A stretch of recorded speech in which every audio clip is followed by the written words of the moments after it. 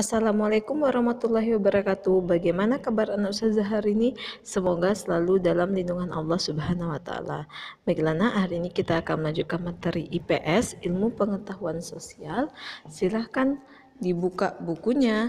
Materi selanjutnya yaitu di halaman 20 di halaman 22 kita akan belajar tentang iklim di benua Asia. Simak video pembelajaran Ustazah berikut ini ya. Baiklah Ustazah, yang pertama ada benua Asia, buka bukunya halaman 22. Benua Asia ini meliputi daerah tropis sampai dengan negara yang dingin, sehingga perbedaan iklim di antara negara itu berbeda setiap daerahnya. Dilihat dari daerahnya, benua Asia terdapat 4 daerah iklim. Yang pertama, daerah panas atau dinamakan tropik, di mana terletak pada lebih kurang 11 derajat lintang selatan sampai dengan 23,5 derajat lintang utara. Yang kedua, subtropik, di mana terletak di 23,1/2 derajat lintang utara sampai dengan 40 derajat lintang utara. Yang ketiga, iklim sedang, di mana terletak di 40 derajat lintang utara sampai dengan 66,1/2 derajat lintang utara. Dan yang terakhir, beriklim dingin, di mana 66,1/2 derajat lintang utara sampai dengan 82 derajat lintang utara.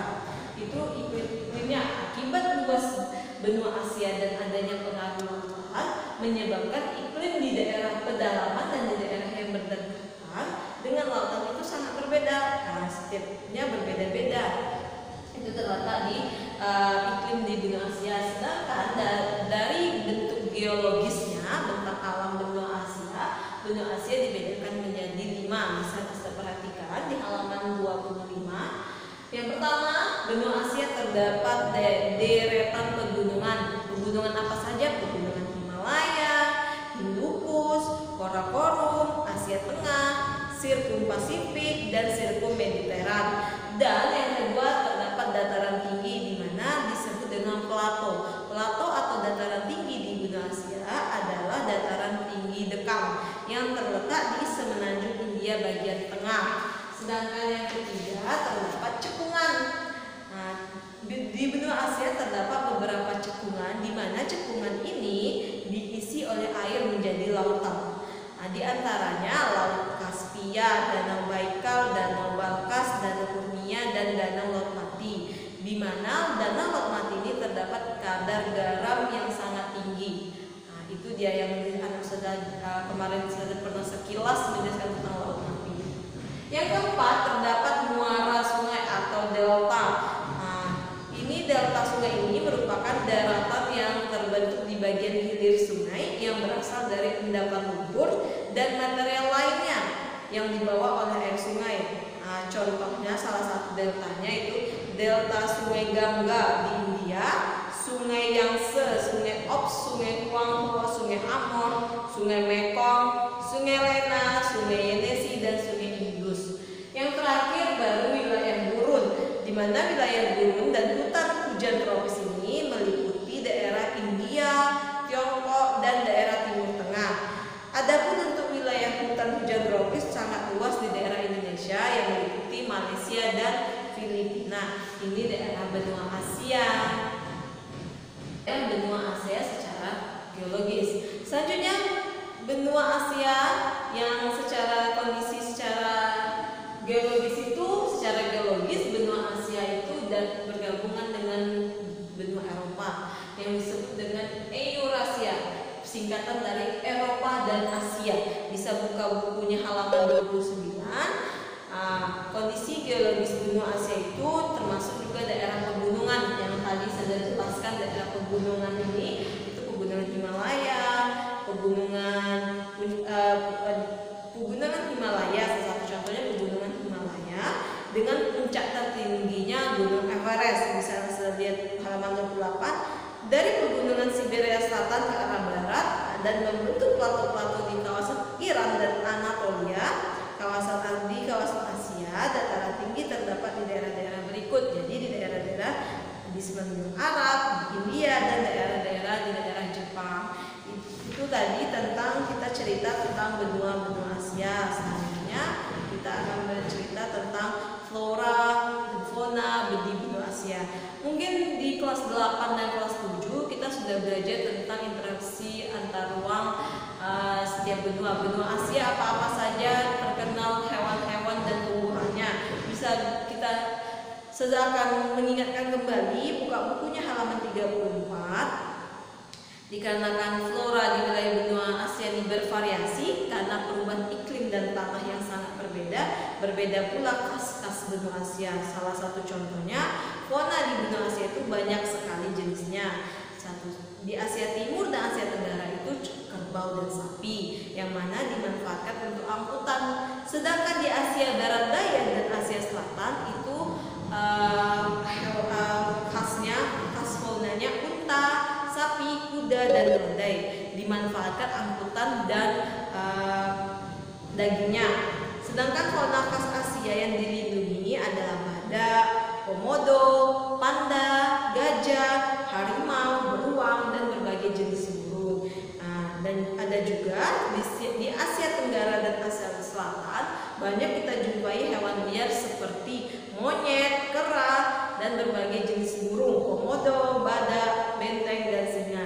Itu adalah fauna-fauna di benua Asia. Sedangkan flora di benua Asia itu banyak sekali. Yang salah satu contohnya tumbuh-tumbuhan adalah rumput-rumputan yang berguna bagi makanan ternak. Lalu di Asia Tenggara terdapat tumbuhan banyak perdagangan, misalnya karet, kelapa, kayu jati, dan teh. Itu adalah flora-flora yang terdapat di benua.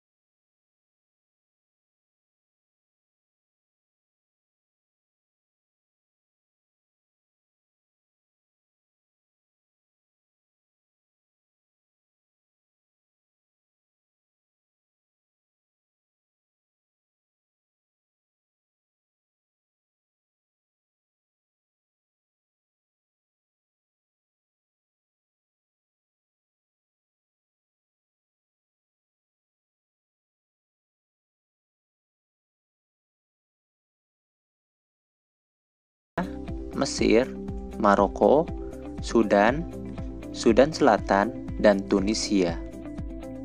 Negara-negara di Afrika Barat, di antaranya Benin, Burkina Faso, Gambia, Ghana, Guinea Bissau, Liberia, Mali, Mauritania, Nigeria, Pantai Gading, Senegal, Sierra Leone, Tanjung Verde, dan Togo.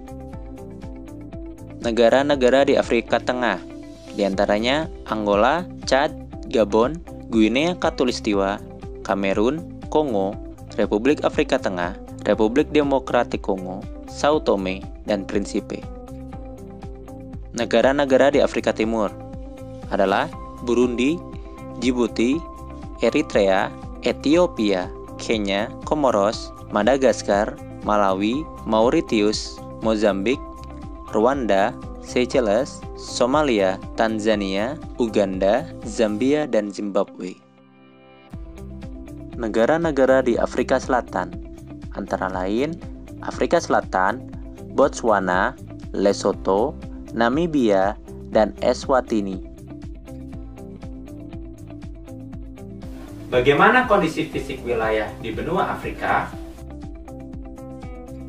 Kondisi geologi benua Afrika. Secara geologis, benua Afrika terdiri atas 5 bagian, yaitu yang pertama, kawasan pegunungan. Di antaranya pegunungan Atlas di utara dan pegunungan Drakensberg di selatan. Yang kedua adalah plato. Di antaranya plato Fouta Djallon di barat serta plato Jos Andamaus, Banga, Kata, Tibesi, dan Kamerun. Yang ketiga adalah lembah retak besar atau Great Rift Valley yang memanjang dari Anatolia hingga ke Danau Malawi, melewati lembah Yordan, Laut Mati, Danau Turkana, dan Danau Victoria. Yang keempat adalah kawasan ladok atau basin yang membentuk daerah aliran sungai, rawa, serta gurun seperti basin Niger, Kongo, Katahari, dan Chad. Dan yang kelima adalah dataran pantai di luar lingkup plato. Titik tertinggi benua Afrika adalah puncak Kilimanjaro di Tanzania dengan ketinggian 5.895 meter di atas permukaan laut. Sedangkan titik terendah benua Afrika adalah Danau Asal di Djibouti dengan kedalaman 158 meter di bawah permukaan laut. Bentang alam benua Afrika diantaranya yang terkenal adalah Gurun Sahara di Afrika Utara, Sungai Nil di Mesir, Danau Victoria, Afrika Timur, Great Rift Valley atau Lembah Retak Besar, Pegunungan Atlas di Afrika Utara, dan Pegunungan Drakensberg di Lesotho. Kondisi iklim benua Afrika yang pertama adalah iklim subtropis, berada di wilayah pantai tenggara Afrika Selatan, wilayah selatan dan garis balik selatan. Kemudian iklim tropis, berada di wilayah sekitar ekuator. Iklim gurun, berada di wilayah Afrika bagian utara dan bagian barat daya benua. Iklim Mediterania, berada di wilayah paling utara Afrika sekitar Laut Tengah. Iklim pegunungan, berada di wilayah pegunungan atau dataran tinggi. Apa saja potensi sumber daya alam yang ada di benua Afrika? Potensi sumber daya alam benua Afrika. Potensi sumber daya alam di benua Afrika dipengaruhi oleh kondisi iklimnya. Variasi iklim mempengaruhi variasi flora dan faunanya. Flora, tumbuhan yang hidup di Afrika merupakan gabungan antara tumbuhan hujan tropis seperti beberapa jenis lumut, tumbuhan paku, semak, dan tumbuhan berdaun lebat di kawasan Afrika Tengah dan Afrika Barat. Di kawasan Afrika Utara, tumbuhan yang tumbuh berupa rumput, belukar, dan tumbuhan berbatang lunak. Fauna, jenis fauna yang hidup di Afrika Utara merupakan jenis-jenis hewan khas Eurasia. Sedangkan di wilayah tengah dan selatan umumnya jenis hewan bertubuh besar dan kuat seperti gajah, singa, hiena, dan burung unta. Pertanian. Sebagian besar negara-negara di Afrika adalah negara agraris. Sekitar 60% penduduk di benua Afrika bekerja di sektor pertanian. Hasil-hasil pertaniannya diantaranya karet, kapas, coklat, kopi, tebu, kelapa sawit, tembakau, gandum, dan kurma. Adapun hasil-hasil pertambangannya seperti intan, emas, kromosium, mangan, tembaga, berlian, minyak bumi, mineral. Pada sektor industri, diantaranya industri pengolahan minyak bumi dan gas yang berada di Mesir dan Afrika Selatan.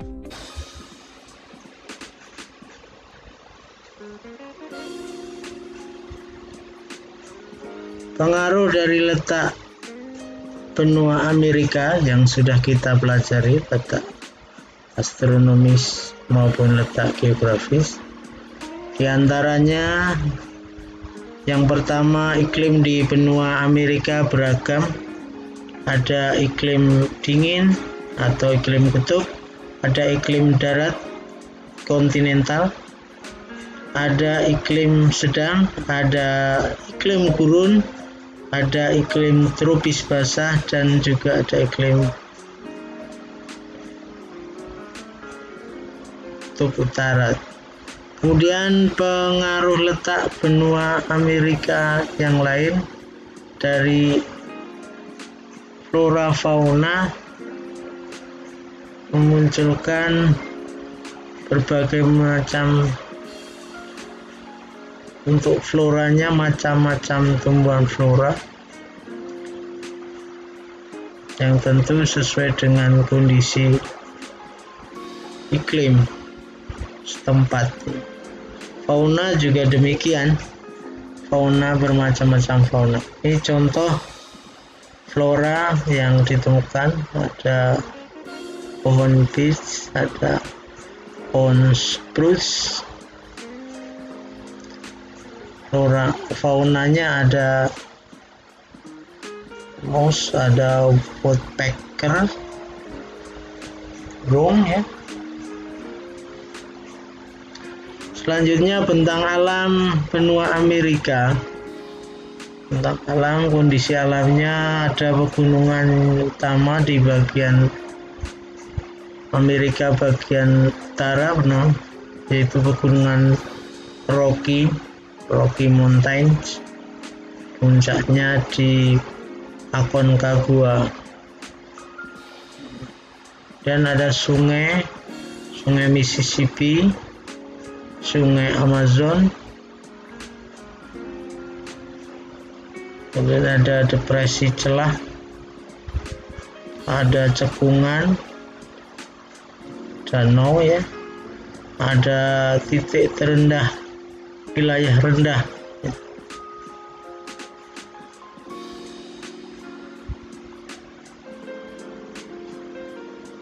Ini danau superior. Ini titik terendah gurun Death Valley. Baiklah, itu tadi materi kita terkait tentang benua Asia, Amerika, dan Afrika. Insya Allah minggu depan kita akan melanjutkan. Saya akhiri, Assalamualaikum warahmatullahi wabarakatuh.